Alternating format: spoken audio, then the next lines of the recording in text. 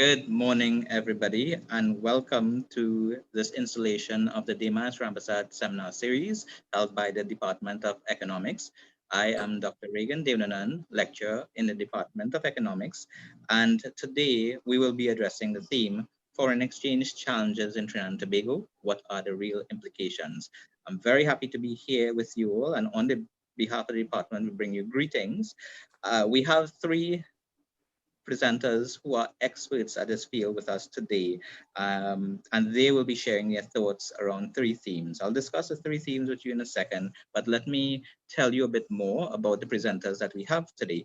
We have Dr. Terence Farrell with us, who is currently a director of Republic Financial Holdings, Tattle and Tattle Life, as well as several private companies.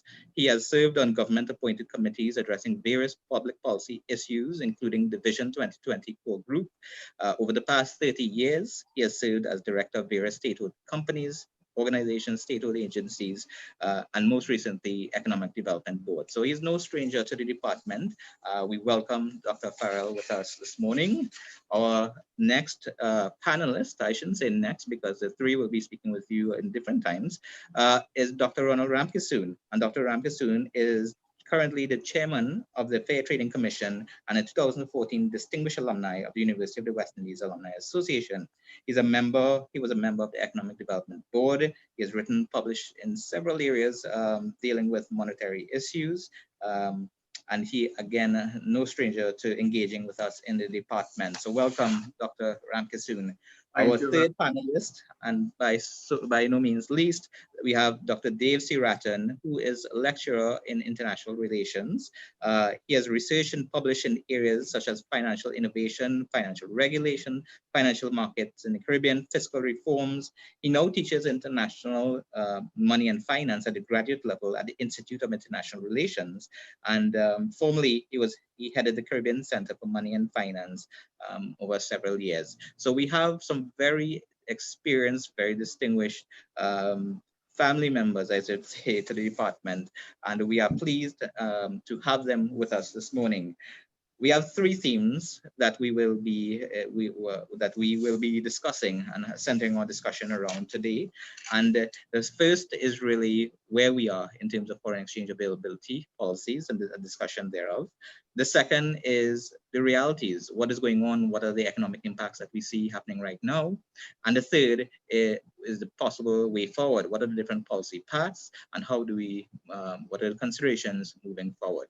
So today's session will be a discussion around these three themes, and we look forward to your questions. Feel free as audience members to post your questions on the group. We will be taking those questions and addressing those questions at the end, but you can feel free during the session to put those questions on there so that we can field that at the end. All right, so I want to get straight to the panelists. These are our main feature, and I want to go to the first theme. And I'm going to start to ask Dr. Seerattan to start off here. Where are we in terms of foreign exchange availability? What is the situation? His thoughts on that. Dr. Seerattan, welcome. Thank you, Chair. A pleasant good morning to everyone participating in the seminar. I want to thank the Department of Economics for inviting me to speak on this very important issue. This issue has been playing out in the press for a very long time, even before the pandemic. So it's something that is a structural problem that we face over different political administration, and it is one of the main factors bedeviling our economic development. On this first segment, I'm going to be very summary because I think a lot of the issues in terms of the factors which has brought us to this point have been well ventilated in the press.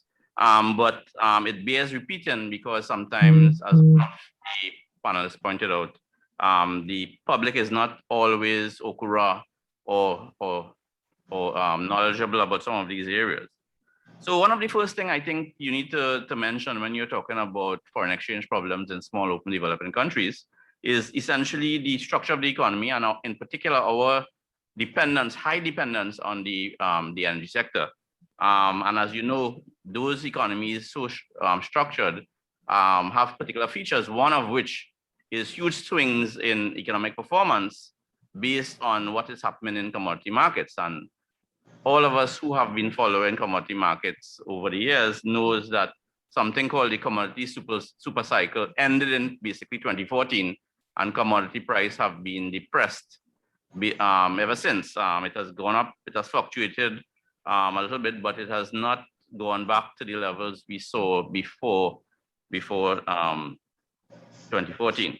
So that's one. And of course, once you are not earning sufficient foreign exchange based on what is happening to commodity price and commodity markets, then of course your supply of foreign exchange in the local market is going to be compromised. And that has been, of course, one of the main challenges and one of the main factors that has brought us to this point.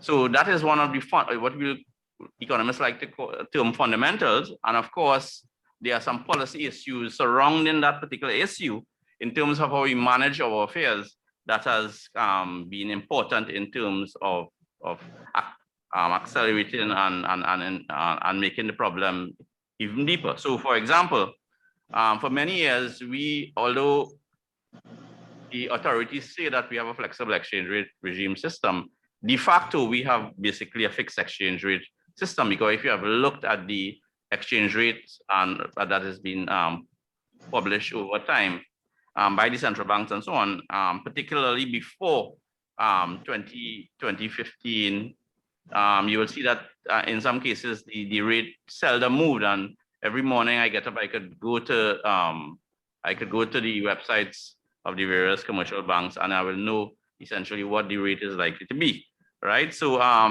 so that the way in which we operated as a fixed exchange rate regime system also has contributed to how we got here, because as I said, when the commodity super cycle ended in 2014, most commodity producers in Latin America started to allow the exchange rate to adjust some of the burden. So over time, the imbalances wasn't as high as they are in Trinidad and Tobago now, because over time, some of these stresses would have been ameliorated by the changes in the exchange rate. And at that point in time, you have very small changes, so it's not overly problematic for the economy. Another factor that is important, of course, is the whole interest rate strategy, and in particular, the low interest rate strategy that most governments, many governments, follow in the belief that if you have a low interest rate, you're going to prime economic activity. But as economists know in the region, the relationship between interest rates and economic activity is at best a tenuous one. And last but by no means least is the whole issue of the microstructure of the foreign exchange market. Dr. Farrell, who is here with us, would have been around in the central bank when, as deputy governor, I believe, when our system was formulated back in 1993. And we are now in 2021, and there has been little tweaks to the system, but we have not really fundamentally upgraded, changed, restructured the microstructure in the foreign exchange market. And some of those structures are, of course, outdated, but more importantly, it generates certain incentives, which I hope we'll talk about a little later down in the seminar. It generates certain incentives that predisposes the country to having these types of foreign exchange problems. So I think I've exhausted my time, so I would stop here, and I could probably handle any issues that participants may have in the question and answer session. Thanks. Bye. Well, let me turn over to Dr. Farrell for his thoughts on this theme. Thanks very much, Reagan, and good morning to everybody. It's actually afternoon where I am. I just want to agree immediately withIv's diagnostic, that is that the problems we are facing now have their fundamental roots in what has happened in the energy sector. He calls it the energy super cycle. That's absolutely correct. The commodity cycle that we have in respect of things like oil and gas are very long. Just to point out that if you, for example, if you looked at a series in respect of real oil prices, that is to say, you deflated oil prices by the United States Consumer Price Index. When oil prices fell in 1982, they did not get back to the level of 1982 in real terms until 2007. That's a long cycle. And so prices began to rise from 2007 up to 2014. And then since then, we have seen prices of oil and of natural gas coming down. And it is that that has precipitated the situation that we are currently in. I just want to point out that one of the things that makes this aspect of the cycle, this downward phase of the cycle, very, but I think different, it is that because we are seeing what people are now describing as the energy transition, that is to say, countries are accepting that there's an end to fossil fuels, oil and crude oil, particularly natural gas later on, a shift to renewables, and so on, that this cycle, this down phase of the cycle is going to be much longer, and it is going to be, in fact, terminal as far as crude oil and natural gas is concerned.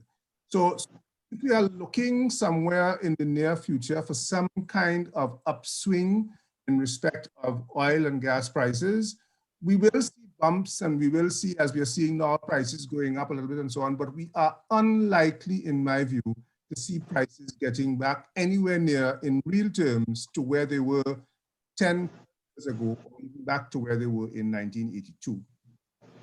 The other point that I would make before I turn over to Ronald is that the balance of payments deficit that results from the collapse in oil and gas prices from 2014, 2015, then has an immediate knock-on effect on the fiscal side, because a significant part of government revenues comes from the energy sector. And that then precipitated government fiscal deficits, which then causes the economy to slow down. So we are seeing, if we want to look at some of the numbers that we are seeing that the demand for foreign exchange is in fact falling, which is what we would expect to happen as the economy has been contracting. So the demand for foreign exchange is falling, but unfortunately, this supply of foreign exchange into the market has been falling faster than demand has been falling. And as a result of that, our foreign exchange reserves have been declining. And that has put us into the situation which has precipitated the responses from government, as Deva said, attempting to fix the exchange rate, which has then led to a situation of what I call rationing of foreign exchange at this time. Dr. Ramkissoon.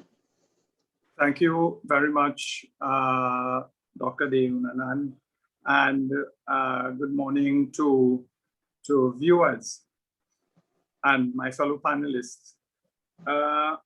Much has been said in a short period of time by my colleagues, which speaks to what is the situation now, and in fact, a bit as to what has brought us to this point.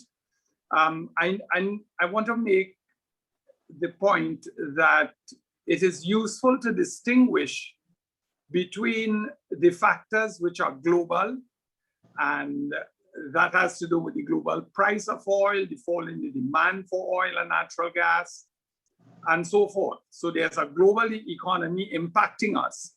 And then there is the domestic side.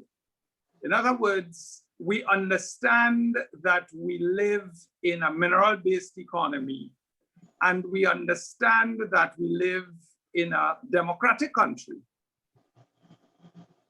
So that understanding then says, well, what do we do about it? What have we done since in this first take on the topic, we are dealing with what are the real implications? I think it is very useful to see, to examine what we have done about the place we live in respect of the policies that we have been putting in place for a long time.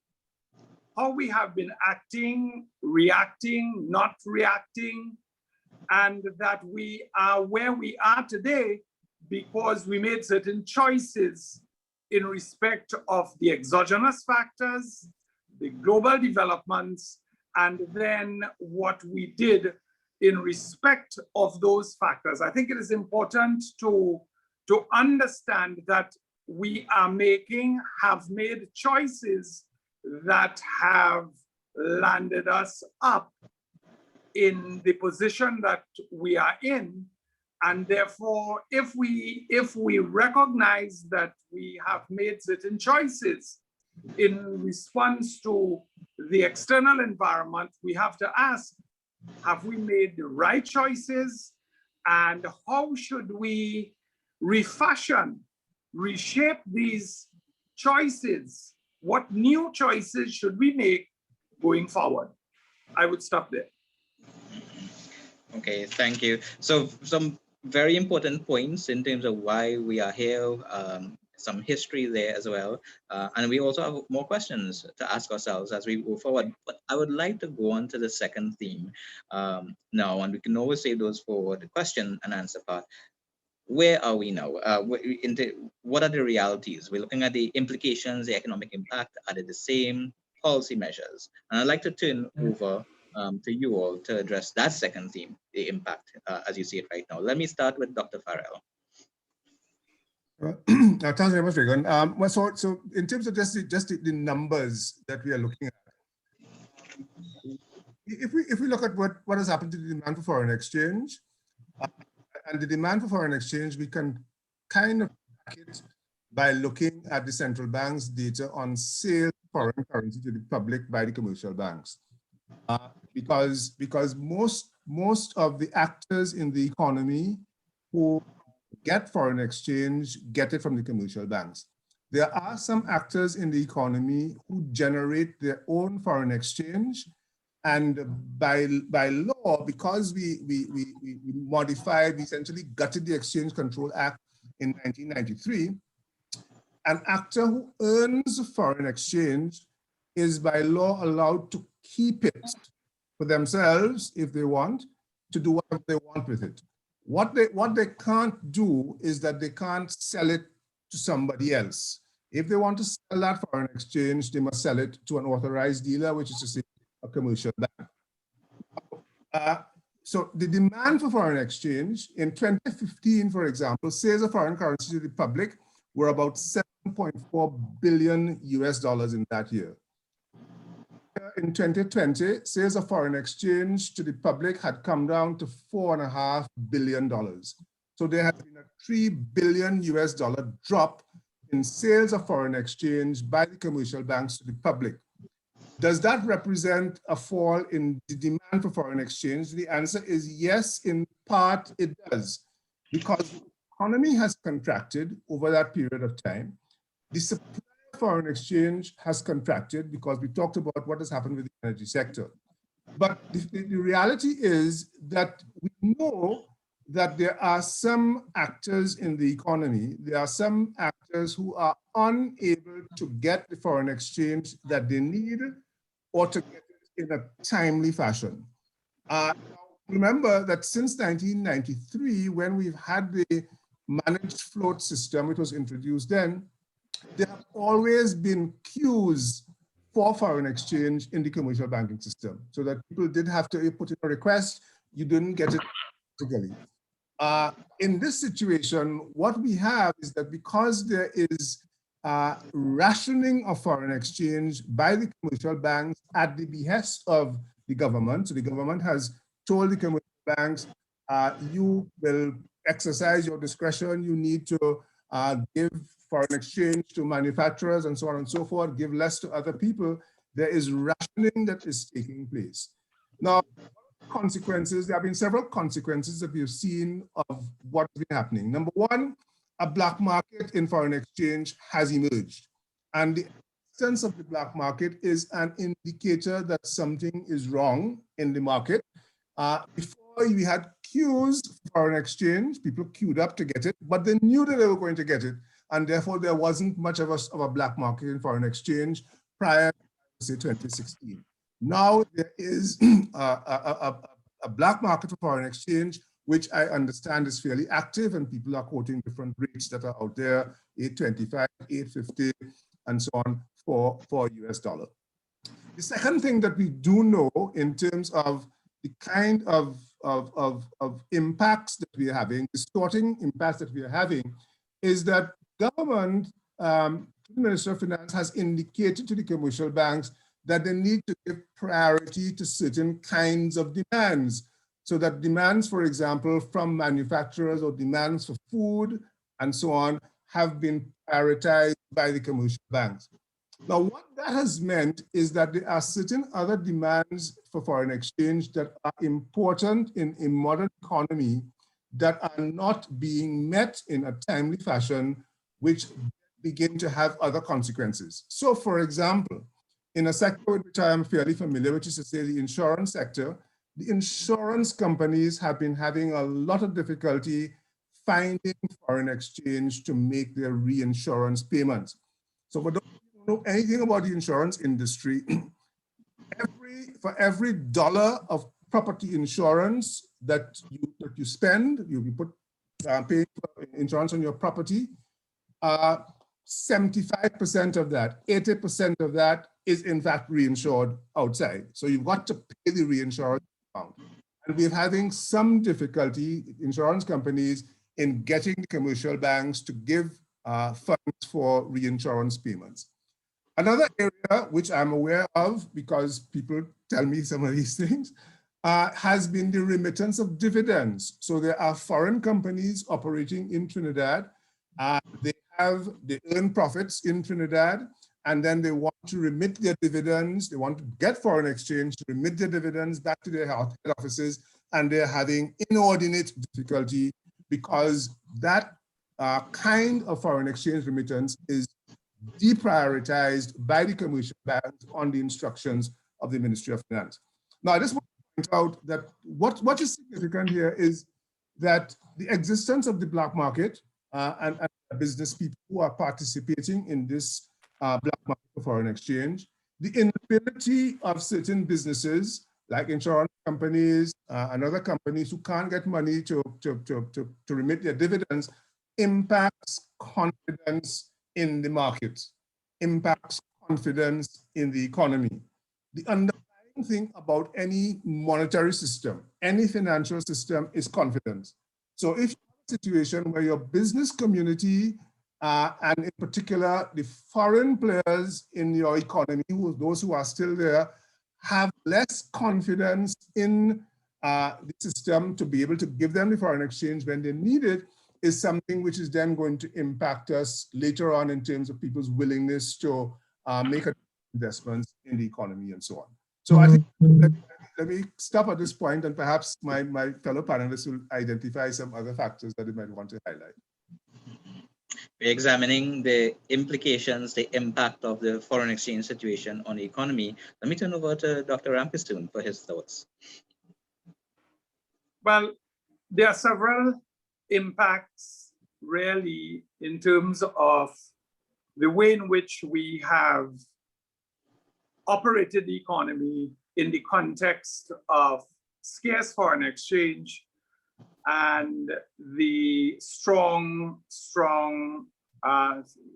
import demand, but weak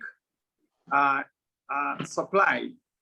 So Terry mentioned a fair amount in respect of what has turned out to be a rationing of FX, of foreign exchange, and the impact it has been having on businesses and so on.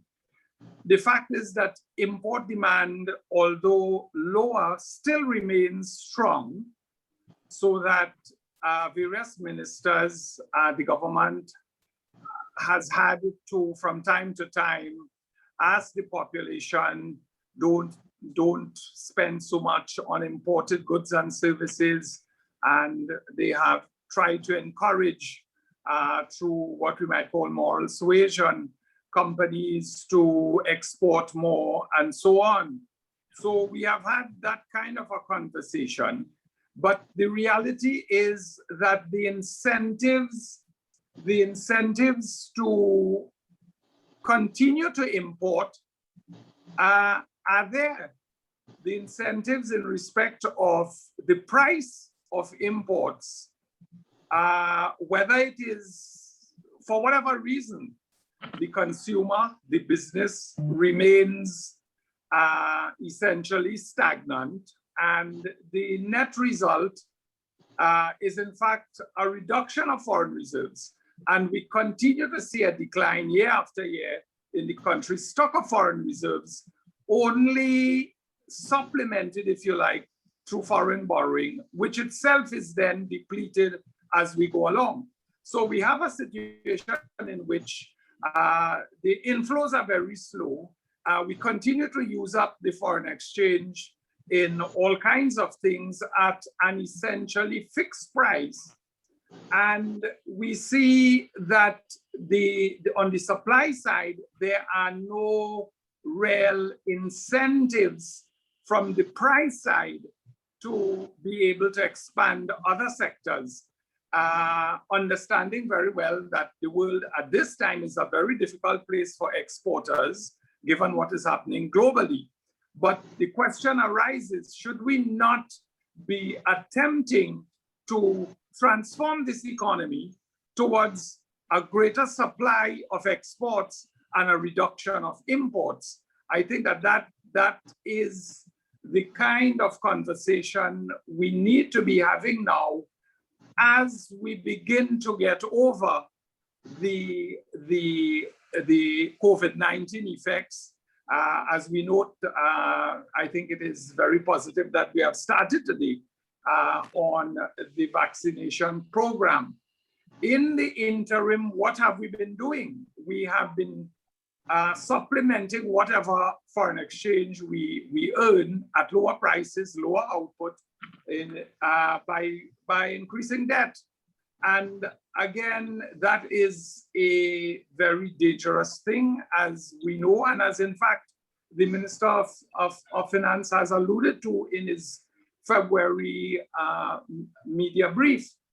So we are in a position then, the current impact is bringing great challenges to policymakers, to businesses, to the average citizen.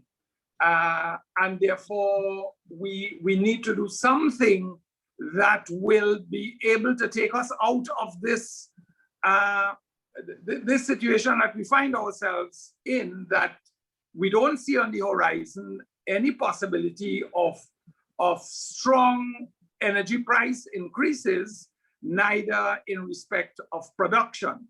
And therefore, we need to move towards ensuring that as we come out of this situation, that we are moving into a new situation where we would be able to increase our earnings of foreign exchange as the global economy picks up and as it is predicted to pick up. And as we do certain kinds of activities, we need to be careful they are not indeed increasing economic activity, but increasing economic activity along the lines of non-tradables.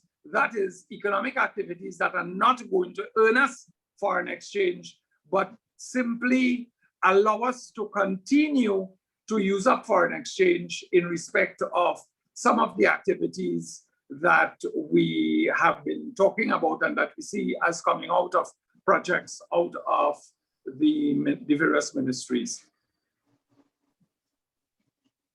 Dr. Seerattan, the impacts on the economy, your thoughts, please. Yeah. Both Dr. Farrell and Ramkissoon have mentioned some of the outcomes and some of the fallout from the problems we are experiencing. I think most people will be familiar with the fact that our foreign exchange reserves dropped from about 11 billion, roughly 11 billion in 2015 to about 6.8 billion at the end of 2020. That's you running through foreign exchange in the last 5 years, about $4.2 billion. As Dr. Ramkissoon mentioned, our foreign debt has escalated to over 80% in a very short space of time. So those are some of the risk factors that we face. And this is happening in the context where the Central Bank of Trinidad and Tobago is supporting the market. I believe the 2020, the central bank supported the local foreign exchange market to the tune of $1.2 billion. So we are having all these problems in terms of shortages and so on. in the context of not only the support from the central bank in the amount of 1.2 billion, but also in the context of rationing by the commercial banks on the advice of the central banks and so on. So if those different things weren't in place, the support from the central banks and the rationing, one could imagine what the situation would be. So, sometimes when you look at the current metrics, it doesn't really highlight the extent of the problem that we face, right? So those are the macro kind of results or the outcomes that have been generated by this problem that we have in the foreign exchange market. But to put it into perspective, especially among small and medium enterprises who have much greater challenges in terms of sourcing foreign exchange, the Chamber of Industry and Commerce actually commissioned us a survey of their members recently, and they found that 83% of their members had significant problems sourcing foreign exchange. And most of them only were able to garner about 50% of their requests. Now, so you're having a situation where these enterprises are functioning with 50% of the requirement of FX that they will normally, in normal business conditions, be using. And that has had, of course, very, very real effects on the population. So for example, most of us would have seen recently where the commercial banks reduce the foreign exchange limit on credit cards from on the maximum level from 12,000 US per cycle to 10,000. So that's one thing that most of us would have been affected by. But the enterprises who responded to the survey also indicated that the foreign exchange problems was generating problems for purchasing raw materials. They were unable to maintain some of the supply change because of the problems they had in terms of meeting their external obligations. Their suppliers began imposing more stringent credit terms for suppliers, which means that the cost of doing business went up. And of course, a lot of businesses have had to reduce the range of products they offer, as well as downsizing in some cases. So it has real implications, not only for business activity, but businessmen in terms of trying to meet their objectives and meet the need of the clients, but as well as, for example, unemployment, which has a knock-on effect on the rest of the economy. So the impacts, although economists love to talk about the global scenario and the aggregate picture and so on, when you drill down to what is going on in terms of businessmen, especially small and medium enterprises, ordinary citizens who are going to purchase items from the supermarket and so on, this is having a knock-on effect on things. And for those who have not noticed, almost everything in the groceries now have gone up, and the exchange rate is supposed to still be at levels close to what we had before the pandemic. But the reality is in the market, as Dr. Farrell mentioned, people who are sourcing foreign exchange sometimes have to pay as much as $8.50 in order to get the foreign exchange that they need. So that is going to have a knock-on effect in terms of products and services that they offer to the market. So we are having and for some time been having a lot of real challenges in the business sector and among consumers, which is acting as a drag on economic growth. Not to mention the problem with the government in terms of not being able to spend as much as they used to before. And since the government is a major player in the economy in Trinidad and Tobago, that has implications for the overall level of economic activity and the welfare of people who live in this country. So I'll stop there, and probably some of the panelists could pick up on some of these things later on. Thank you. We have heard so far, what's really interesting, among many things that you all said, we've heard about how deeply entrenched these problems are when we talk about the genesis. And then we've been talking just now about the impact and how differentiated across different actors within the economy, as well as how impactful, right? I'd like to turn this discussion now, I think, to where we really need to spend some time, which is what happens next, future possible paths. Can we leave things, should we leave things as they are? If we do, where might they end up? Are there better ways? What should we be considering in light of where we are and how deeply entrenched these issues are? How do we address these issues and how should we be moving forward? Let me turn over to Dr. Ramkissoon to start this last part of the discussion. Thank you very much, Regan. So we started with what we have been doing over the years, how we have been managing the economy, this mineral-based economy in a democratic setting over the last few decades.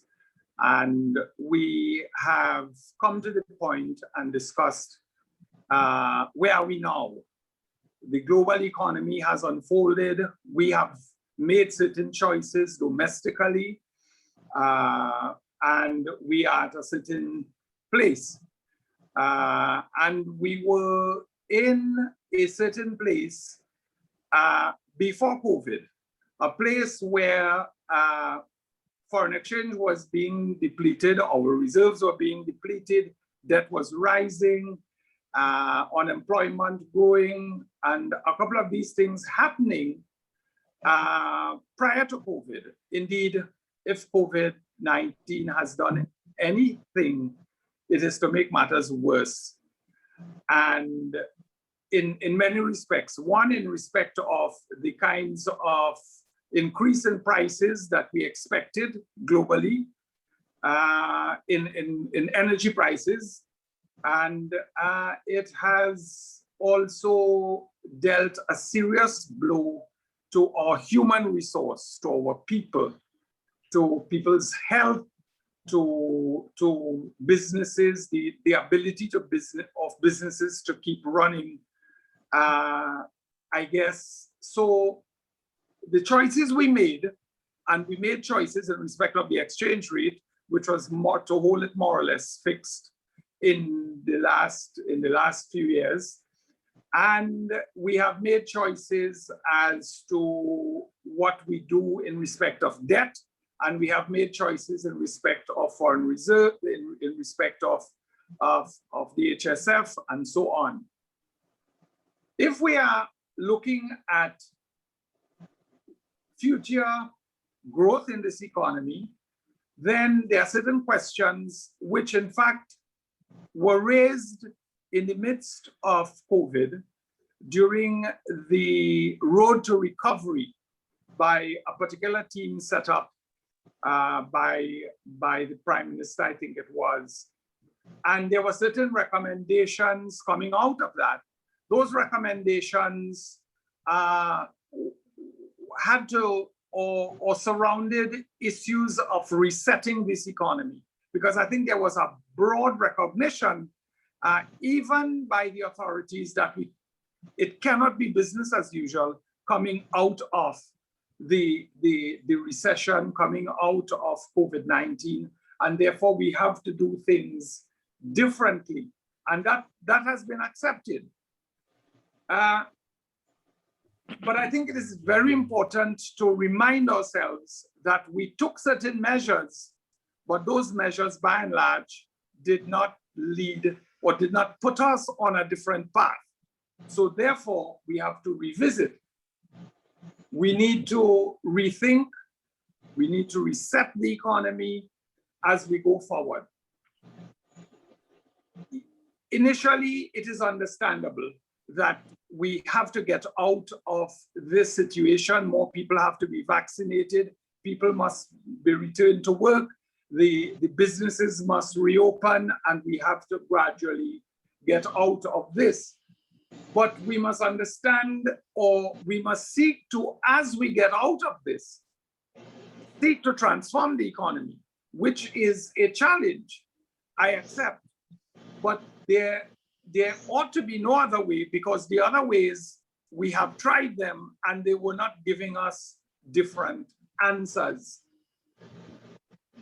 In respect of the exchange rate and the subsidies which are inherent in having an exchange rate that is overvalued, we see some changes that are at least being discussed in respect of subsidies, in respect of holding prices constant nominal prices. And we see that the government has moved in respect of allowing certain commodities to reflect international prices, to reflect more competitive and efficient prices.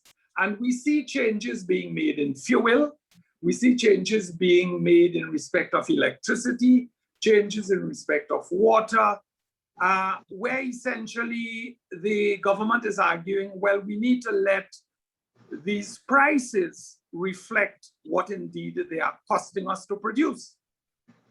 So arguably, the exchange rate is an even more important price. So I would ask, should we not consider allowing the exchange rate to be more competitive, to reflect what is actually happening in the domestic and the global economy? I think that that is where the rethinking and the resetting should be. Of course, economists are concerned with the social impact. I know some would argue that economists are not concerned with the social impact of policymaking. It is very far from the truth. But there are different ways in which we will address social issues. In many cases, we want to ensure that only those who need those benefits, those who need help, get help. And therefore, we need to look at the way in which we do social support. And we need to ensure that those who are poor that the situation does not get worse for them. And we need to put things in place, and there are some things in place to ensure that that does not happen. So it is not simply a question of making businesses more competitive, making us more export-oriented, but it is also looking after those who fall out of attempting to do that. I think retraining of citizens to be more aligned to export sectors or import competing sectors, I think has to be on the agenda as well. The issue of incentives, the government has sought to provide incentives for exporters in certain ways in various budgets over the last little while, but I don't know that it has had the kind of impact that the government expected or hoped to get. And I'm talking to even before COVID. It is well established in the literature that if you get certain things right, including prices, then the incentives that you then have to give would be less. In fact, there might be no need for incentives.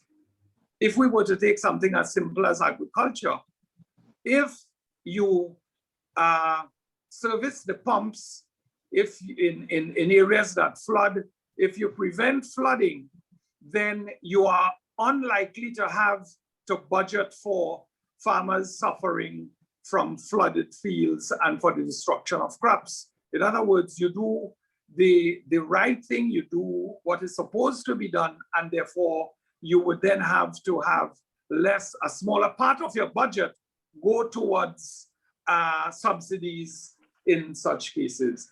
I want to make maybe the final point that communicating what you are doing, why you are doing it as a policymaker, as government, is critical, and perhaps it's the most important thing, that we need to do certain things, take certain measures that are going to be beneficial, if not in the short, in the long run. While you take care of some of the short-run concerns, but that these policies, they are going to hurt, but we are going to make the necessary changes to the economy that are likely to give us a better result. Finally, we remind ourselves that getting the exchange rate right, getting the economics right, that is only part of the issue. And as an economist, I am not unaware that there are several other broader issues that we need to address at the same time. I now pass it over to my other panelists.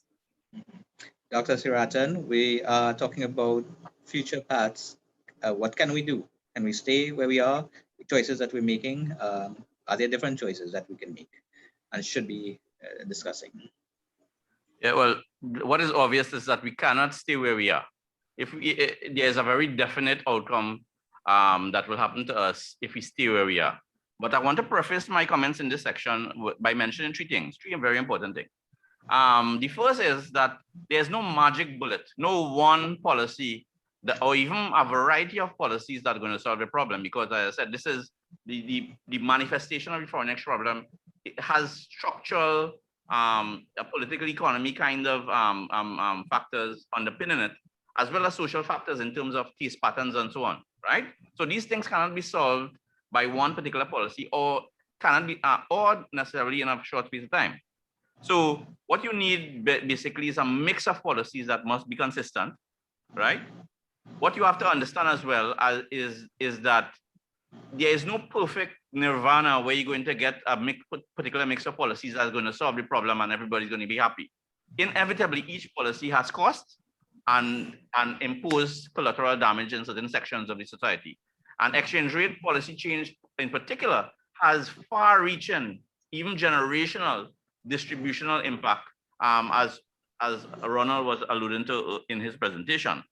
And thirdly, I think in terms of strategy, we have to think about timelines and durations and so on. So I always tell my students, for example, that, you know, there is the arithmetic of economics and the algebra of economics. The algebra of economics is much more complex because you have to factor in all kinds of uncertain factors and think about what the world is likely to be 10 years down the road before you formulate economic policy, right? And if you only look at the challenge that we face from the vantage point of figures on the surface, like an accountant, we're going to run into problems. One of the most important strategic things I think we need to take into account is the whole issue that Dr. Farrell mentioned, which is the length of the commodity cycles that we face. And he mentioned that these commodity cycles, the super cycle, takes very long. I would estimate that the cycle is about 10 to 12 years. So if we say that the super cycle, commodity super cycle ended in 2014, if it's 10 years, it's 2024. If it's 12, it's 2026. So you might see some resurgence or strengthening in the commodity markets around that time.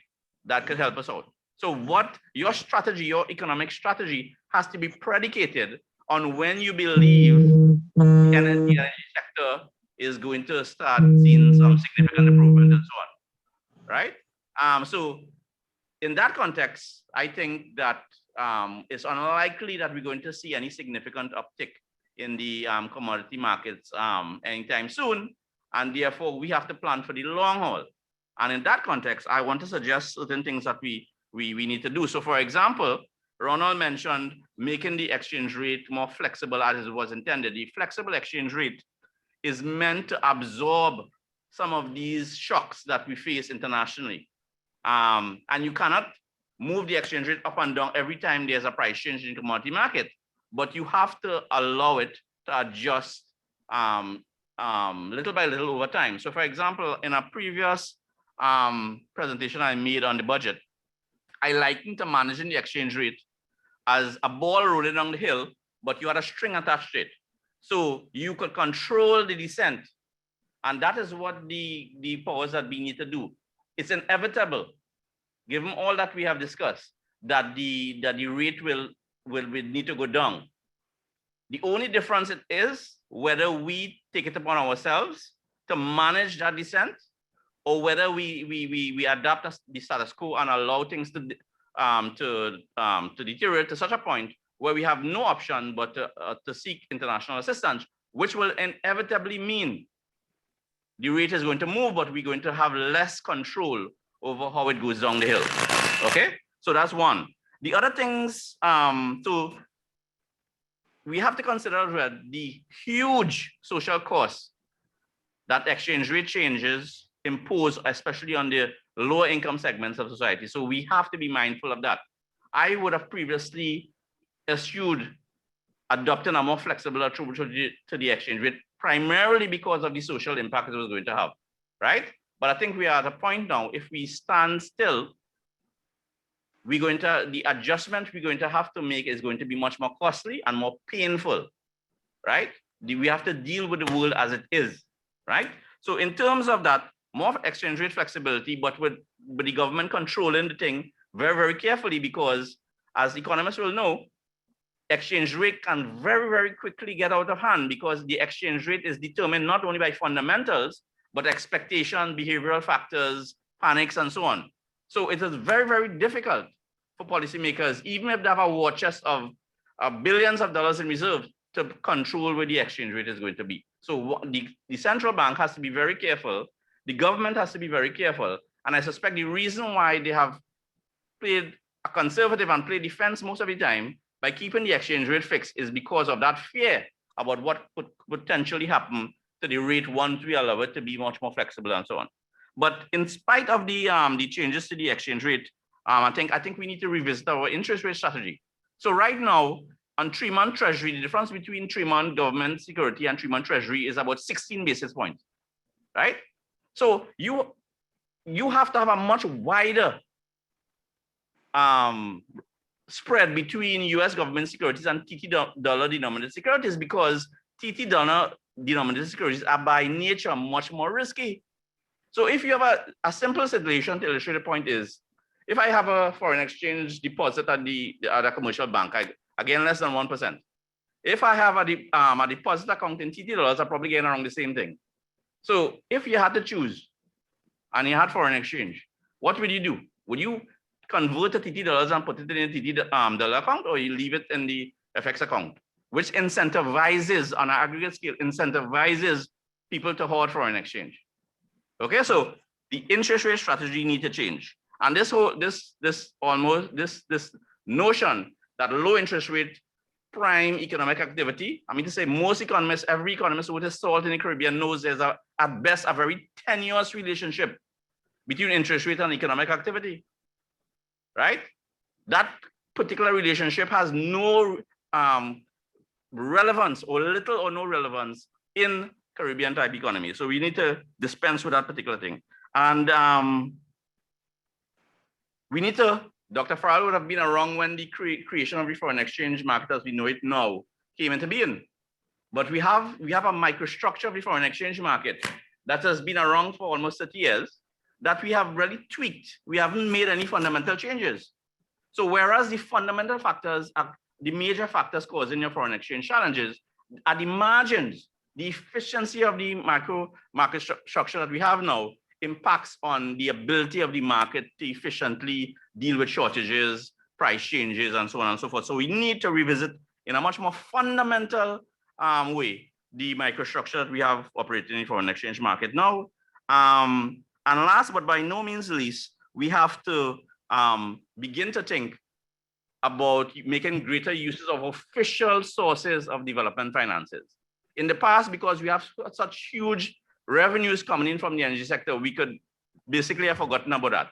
But now we're in a situation where, in order to maintain foreign exchange levels at levels that doesn't compromise economic activity, we need to make much more intensive use of official sources of foreign exchange market. And last but by no means least, this attitude that we have that, we are earning all this money from the energy sector and so on, and we don't need the flows from other sectors is a thing of the past. So the foreign exchange that we could glean, the little that we could glean from agriculture, export agriculture, from manufacturing, from tourism, we have to really pay a lot of attention in terms of how we could, I don't want to use the word scrape up or target these smaller inflows of foreign exchange, but we definitely need to start focusing very, very intensively at the level of government and the private sector in terms of exploiting opportunities in these sectors that we have neglected over time because we have so much money or so much foreign exchange coming in from the energy sector. I'll stop here and I'll be happy to answer any question in the question and answer session. Yeah. Dr. Farrell. Yeah, thanks, Regan. So first of all, let me endorse, I think, everything that Dave just said there. I like his analogy the ball rolling down the hill. I think that's a very good analogy, because it's precisely the issue. And he talked about, I guess, what we had to confront in 1993. I suppose the English one here, being the dinosaur among economists. I understand I'm outdated by my thinking. But in 1993, that's exactly what we confronted. We realized that you needed to have flexibility in the exchange rate, but you simply couldn't allow the rate to just go willy-nilly from daily or weekly to be moving around. And therefore, that's why we elected to have a managed float. So that's point one. The second point is, what are you managing it towards? What are you trying to achieve with the rate? And Dave is absolutely right. The exchange rate is a big, blunt instrument. It affects everything in the economy. The price of flour and rice and sugar, everything that is imported, the chairs that we sit on, everything that we consume, that we invest in, has a strong element of foreign exchange in it. And therefore, you want to be very careful about not allowing the rate to just go haywire. But what are you managing towards? And Ronald pointed out that what you want is that you want to have an exchange rate that is competitive. What does that mean? What is it we're trying to get at here? Well, when you have an economy which is dependent on oil and natural gas, which is generating rents, going into government, using those rents essentially for consumption, you have a problem when eventually the oil and the gas, that sector becomes weak, and it can no longer provide you with the foreign exchange to continue doing what you're doing. It gives you a false sense of security. The rate, we say overvalued. What does that mean? It means that the rate is too cheap relative to your ability to earn it. And if the resource that you have, that is to say your foreign exchange, is a valuable resource, then when you use it, you want to make the best possible use of it. What do I mean by that? I mean that I want to take that dollar of foreign exchange, whether it is generated from my oil and my gas, or I borrow it from the international capital markets or from the IDB, I want to invest it. I want to take that money and invest as much of it as possible so that it can generate more foreign exchange going down the road. Because as a small, open economy, we have to have the capacity to generate foreign exchange. Therefore, we can't calibrate our lifestyle based on what is happening in respect of oil and natural gas. We have to calibrate our lifestyle on how we can make agriculture, tourism, provision of health services, all those kinds of things more competitive globally and able to generate foreign exchange. We have to calibrate it based on how can we create an economy that is more innovative, that allows investment to take place, that then generates even more foreign exchange. And that's what we mean when we say we need to get an exchange rate that is competitive. The current exchange rate, fixed as it is at 679, is clearly uncompetitive. The existence, the manifestation of a black market tells you that. The fact that there is excess demand for foreign exchange at this rate tells you that even though the economy is contracting and demand has come down, you still have a situation of excess demand. But there is a philosophical issue which I hope we can get to in the Q&A, and that is the extent to which policymakers have any belief or any confidence in using the price mechanism, using changes in prices to signal to the economic actors, to the population, to the business community, to the consumers, that they need to change their behavior. We can lament all we want about the fact that we are consuming so much flour and we're importing all of this flour and we need to buy local and we need to grow more food for agriculture. We could lament about it, and ministers can parade around things and go and visit farms and encourage people to produce more for export. But why don't we not understand the importance and the value of the price mechanism as a way of incentivizing that to happen? There is no ministry official in the Ministry of Finance or the Ministry of Trade, no permanent secretary who could make a decision about what is the best price to do that. The Minister of Finance can't do that. How easy arrived at 679, nobody knows. The governor of the central bank doesn't know. You have to allow the market to tell you something, to give you information that then allows you to set policy using the price mechanism as best as possible. And we as economists, we know and we understand that the market is imperfect, that price signals can go awry, they can go wrong. And therefore, that is why you need to have an element, as Dave was pointing out, an element of management, an element of control in respect of how we deal with prices. So let me stop there and we can perhaps deal with these things more in the Q&A. Okay, folks, we have spanned three major themes. Where are we? What are the realities? And then the possible way forward. Certainly that can be said at this point, but let me turn over now to questions from the audience that we have been garnering over this session from the very start. And I'm going to be summarizing the questions in mass to try to put it towards the panel here. One of the main concerns, one of the things that out from this panel unanimously is the need to have a more competitive exchange rate, and that is where we need to start the discussion, and that has many implications in and of itself, incentive structures and starting other parts of the economy. There have been a mass of questions over that on both sides. You have been questions of, should we be doing that? Should we be having that more competitive rate? And then there are others within chat that are raising concerns, saying, well, we are very concerned that what these changes might have. You all have discussed these at length here already, right? But let's go back to that issue for a second for the sake of the audience. Making the rate more competitive, and certainly when we hear that, we're talking about a devaluation in this case here, right?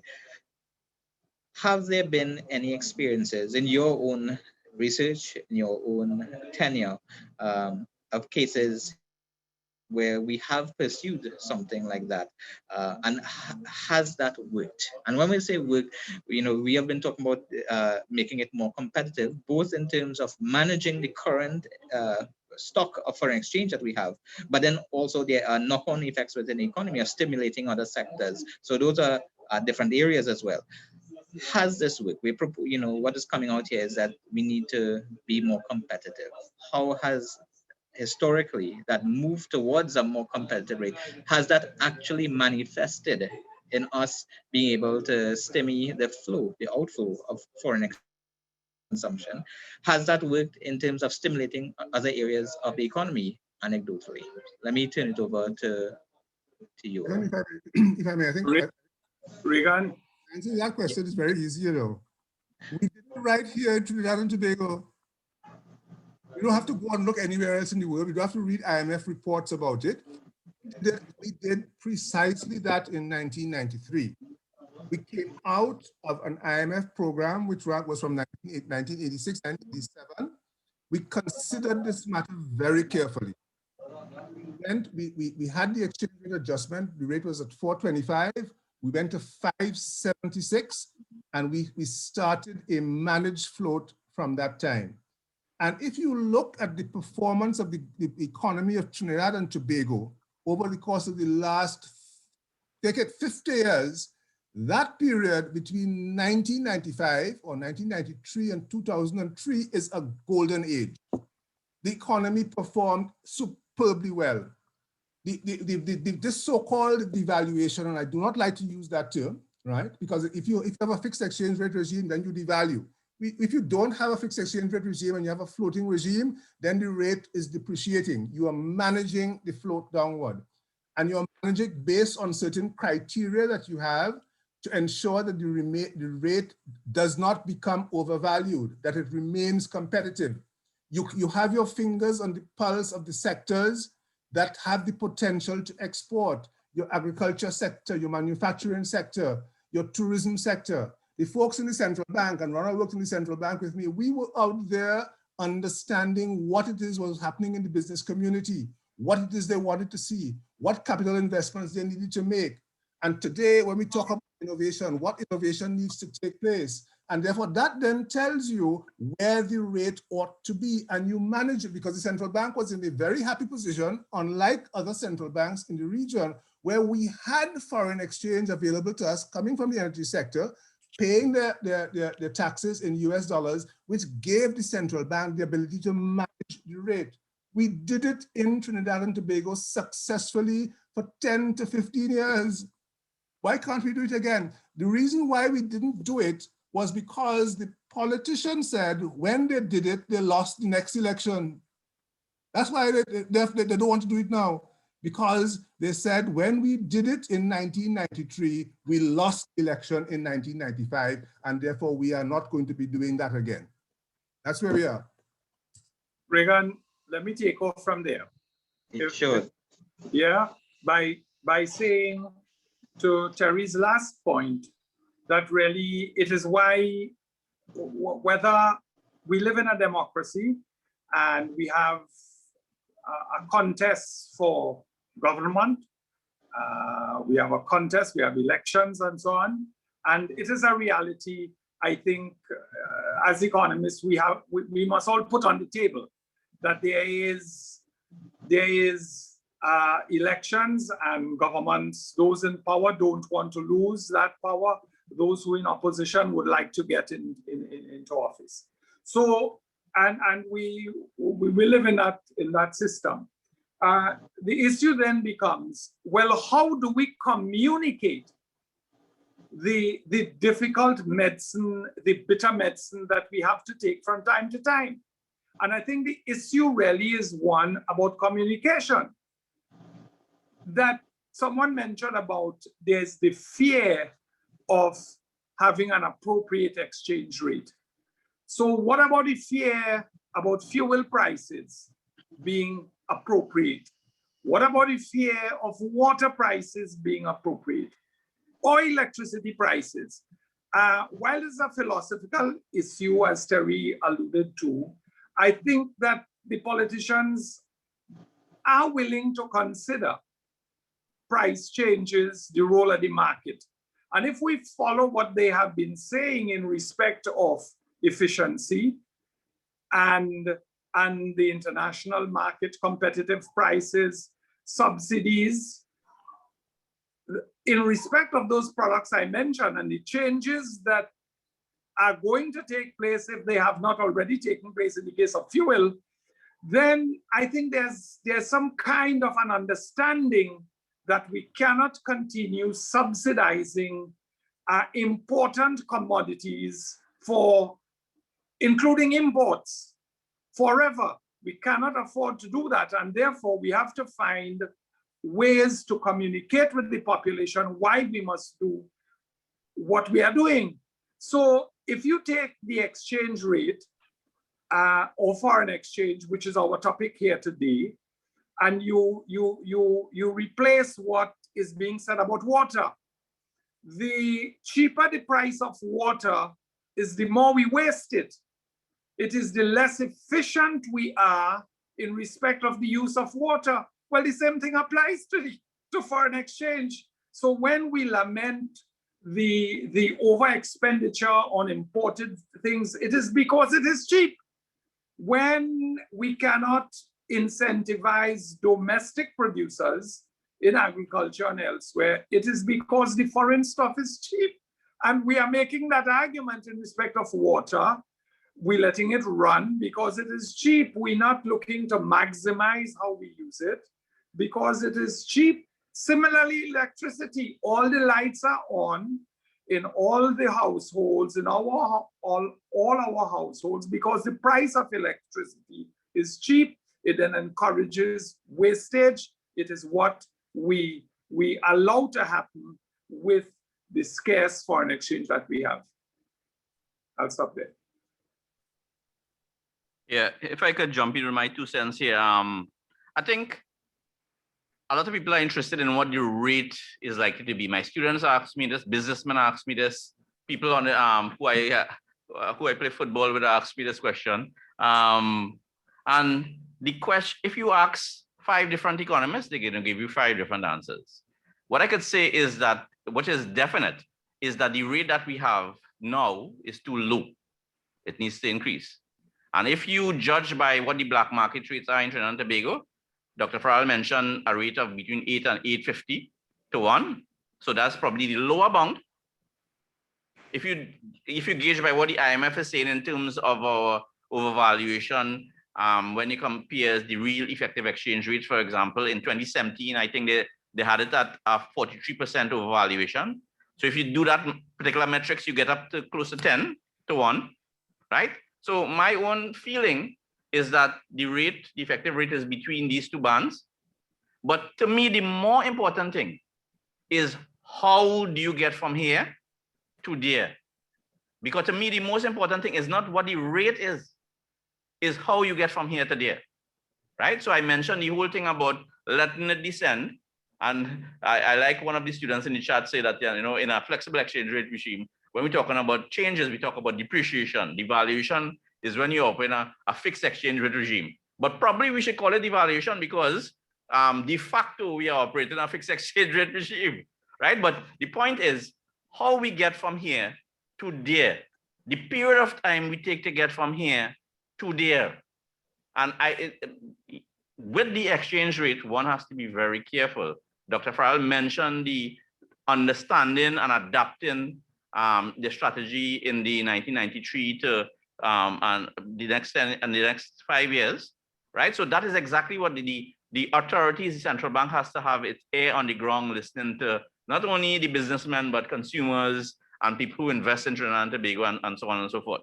So to me, during Ewart Williams' tenure, I remember the rate moving from 2.33 to 2.45 over the period of almost 5 years. Nobody recognized really that the rate has moved from 2.33 to 2.45. And to me, that is the most effective thing. You don't have this grand drama about the rate moving from here to there immediately, because that is going to do all kind of damage. That is a recipe for disaster. So we have an idea of what the rate should be. If you don't want to accept the point estimate, accept the band. And the more important thing is how we get from here to there. And my argument would be you get from here to there very slowly, understanding all the pressures around and all the noise around from businessmen and from other interested parties about where to go and how quickly to go and so on. But the government and the central bank has to be responsible because, you know, as economists, we tend to be very conservative, and conservatives for very good reasons, because we have witnessed the mistakes in the past, and we only have to look to the north in Jamaica and to the south in Guyana to understand how quickly things can unravel. But Dr. Farrell is absolutely correct. We have an advantage in terms of the fact that the central bank have a watcher, so to speak, still in terms of a foreign exchange reserve. It came down from 11 billion to 6.8, but that is still considerable. If we add what is in the Heritage and Stabilization Fund, you still have a suitable amount to help manage the process.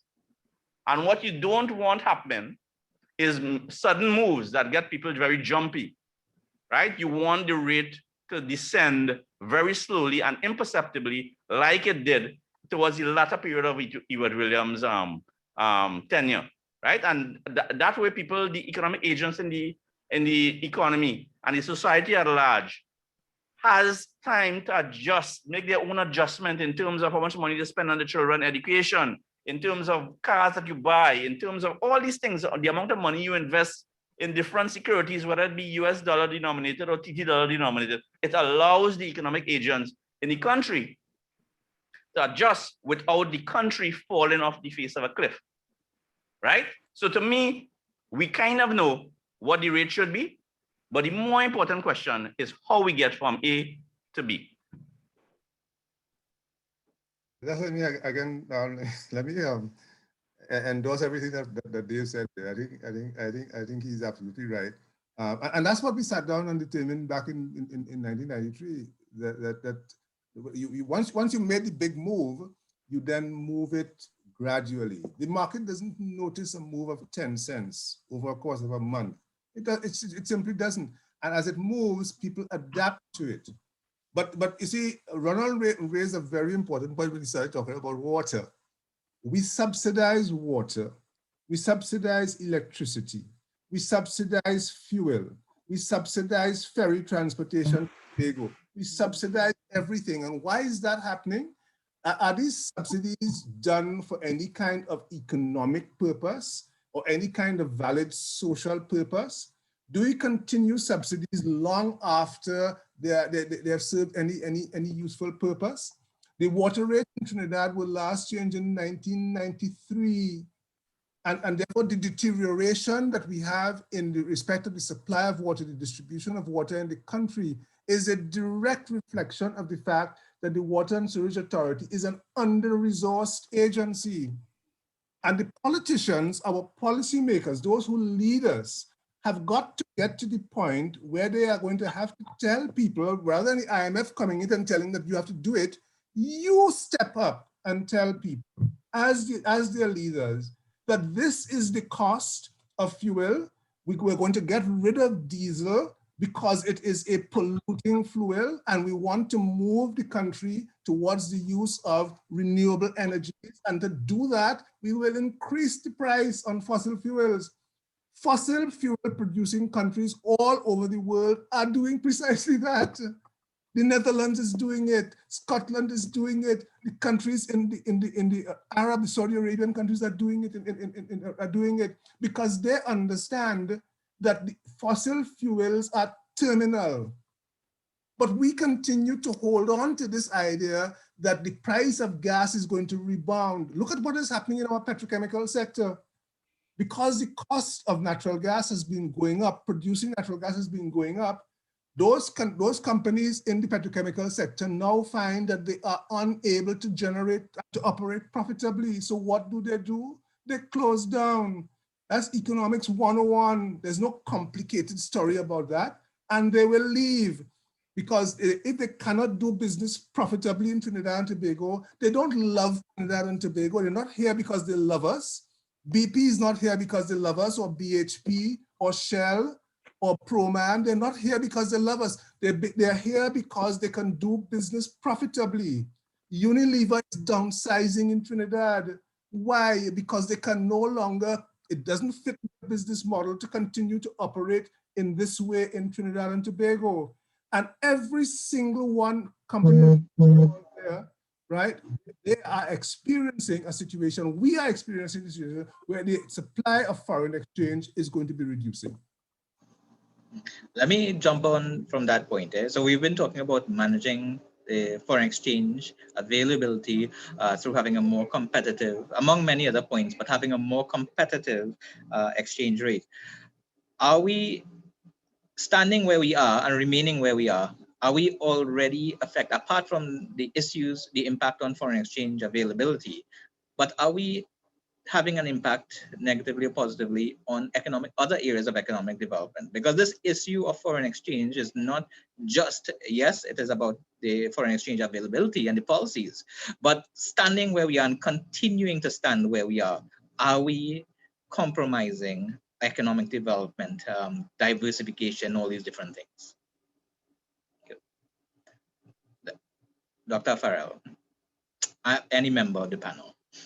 No, I would say, Regan, absolutely we are, right? And one of the things I've said recently is that the country, we have three, I call them imperatives. The first imperative is adjustment, right? Which is to say that our export earnings have dropped. It's an exogenous shock, and we have to adjust to that. Our real incomes have declined. They declined in November of 2015 when oil prices fell. Our incomes fell then. And we have to adjust and adapt our expenditure. That is adjustment. The second imperative that we have is diversification. We cannot continue to run an economy being driven by the energy sector, by the engine of oil and natural gas, because as I maintain, and I may be wrong, but I maintain that that sector is terminal. We have to think about it as being terminal. In other words, we have to plan for a future for our children and for our grandchildren in which Trinidad and Tobago's economy is not dependent on oil and gas. It is dependent not on any one thing, on a whole variety of things it's going to be dependent on. That's the diversification imperative. And the third imperative is the transformation imperative. which is to say that in order to make these things happen, we have to engage in a series of institutional reforms, including, importantly, how the state, how the government operates. So the government cannot continue operating the WASAs and the ports and the T and Techs and all of those things and the service commissions, all of those institutions, which quite frankly are collapsing around us. The police service, all of them are collapsing around us. So we need to have transformation of our institutions in the society and make them conform to what has to be the fundamental objective of all of this, which is to improve the economic circumstances of the population of Trinidad and Tobago. That should be our fundamental objective. So those are the three imperatives I've been talking about for the last 5 or 6 years: adjustment, diversification, transformation. Could jump in here. The whole issue of diversification. Sometimes people look at diversification and they think of it as such an intractable problem that doesn't create the confidence that you could go about doing it, right? But I tell people when they tell me those things, I tell them, look at the Eastern Caribbean. The Eastern Caribbean, that's the Grenadiers, the Antiguas, and so on, St. Lucia's and so on, move from an agricultural-based economy, primarily based on bananas. And in 15 years, the major source of plank of the economy was tourism. In 15 years. So if the Eastern Caribbean could do it, we can do it here because we have a higher capital base, we have a much more skilled population, and so on and so forth, right? The issue is that we have become so addicted, and I want to use the word addicted, to oil and gas that we cannot think outside of the box anymore, right? So oil and gas will solve all the problem, but as Terence mentioned previously, yes, commodity price will go back up eventually, but it will go back up, but on a declining trail, because the reason for being of the petrochemical sector is slowly and slowly declining as we transition to a different type of economy, a green economy, and so on. So the problem is, one, that we have to recognize that it might take us about 10 to 15 years to make meaningful progress on diversification. But if you wait until you absolutely have no choice, because that's what people tend to do, it's human nature to make difficult changes only when we are forced to. But the problem is, when we are forced to, we are in such a bad way that the cost, the social cost, etc., is going to be very, very high. So we have to be strategic. We have to think now, when we still have a lot of resources coming in from the petrochemical sector, is the perfect time to start the transition out of the petrochemical sector, right? And we have to recognize that as a country, and irrespective of who forms the government, that has to be the #1 priority, right? It is so easy for politicians and people generally to become so comfortable in this thing that we are an energy-based economy and so on, but that is slowly becoming a thing of the past. Some of the biggest petrochemical producers, Saudi Arabia, as Terence mentioned, they are transitioning to green economy. Every house they're now building, they are putting solar panels on the roofs and so on.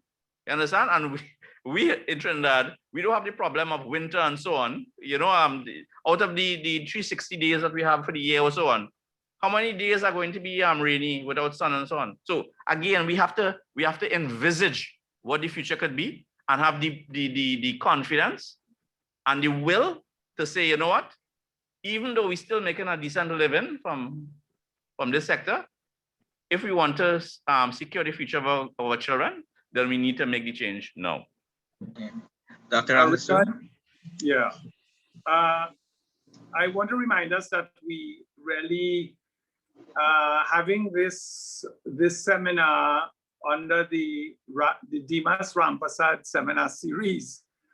And it struck me really that Mr. Demas and Mr. Rampersad had very important tasks assigned to them when they were with us over the last few years. And I think it would be useful to see the kinds of recommendations which they would have made.